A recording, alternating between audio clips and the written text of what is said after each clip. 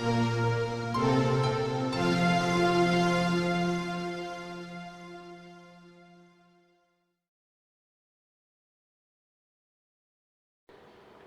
class, I welcome you all to attend a social science class for the students of North Sikkim Academy studying in class 8.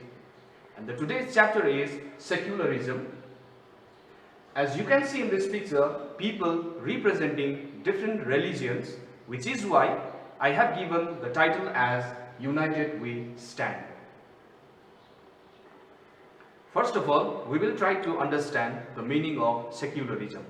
Secularism means the absence of specific state religion, and all religions are considered equal in the eyes of law.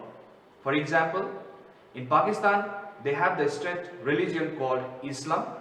In Sri Lanka, Buddhism is the state religion, and in Great Britain, Christianity is the state religion. But in India, we do not have any state religion. All the religions are equally treated in the eyes of law. Now, let us find out the different religions practiced in India. The framers of the Indian Constitution made secularism one of the most important ideals on which the Indian society is based, which means we have different religions, or the different religions are practiced in India. Now I have some pictures for you. This is the famous festival of Hindus, which is also known as Dasera. And I have the second picture, which is taken during Holi, which is also known as the festival of colors. And this picture specially taken during Ganesh Chaturthi, which is celebrated in Maharashtra. All these festivals are related to Hinduism. And in the next picture, you can see thousands of people gather to offer namaz on the special occasion of Eid al-Fitr by Mohammedans. And this festival is related to Mohammedans. And this picture is taken during the festival of Vaisakhi, which is celebrated by Sikh community. And then Sagadawa. This is also one of the important festivals of Buddhism, and it is celebrated by the Buddhist community.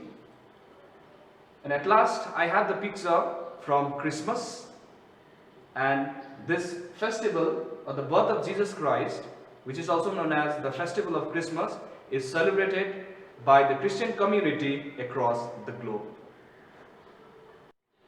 Now, let us discuss secularism in the Indian context. First of all, it prevents domination of one religious group, which means a particular religious group cannot dominate another religious group.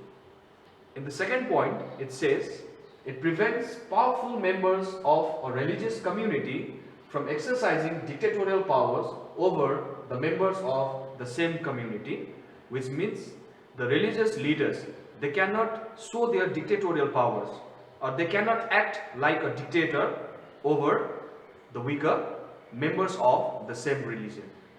In the third point, it establishes an individual's right to follow the religion he or she believes in without any interference from the state or executive machinery, which means he or she can follow any religion of their choice.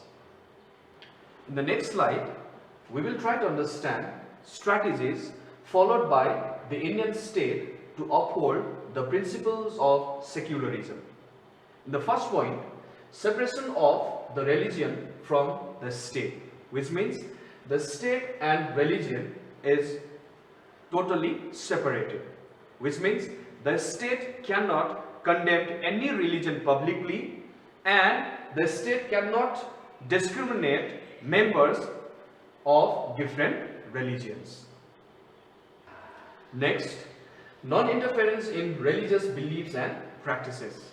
This beautiful example which is mentioned in your textbook, we do not see children coming to school with jewelries, but the students belonging to the Sikh community are allowed to wear a bangle called kara.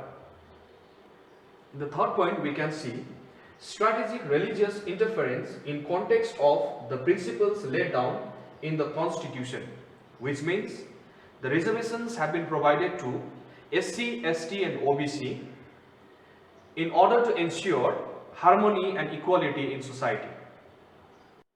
Now, let us understand fundamental right to freedom of religion. Right to freedom of religion is incorporated in Articles 25, 26, 27 and 28 in the Indian Constitution. The state and law will not discriminate among citizens on the grounds of religious beliefs held by them, which is why many of the political thinkers, they are of the view that this idea of secularism is one of the cornerstones of Indian society. In the next slide, I will read out Article 25 to 28 for you. I request you to listen carefully. Article 25, it says, freedom of conscience and free profession, practice and propagation of religion. Article 26, freedom to manage religious affairs. Article 27, it says, freedom as to payment of taxes for promotion of any particular religion. And Article 28, it says, freedom as to attendance at religious instruction for religious worship in certain education institutions.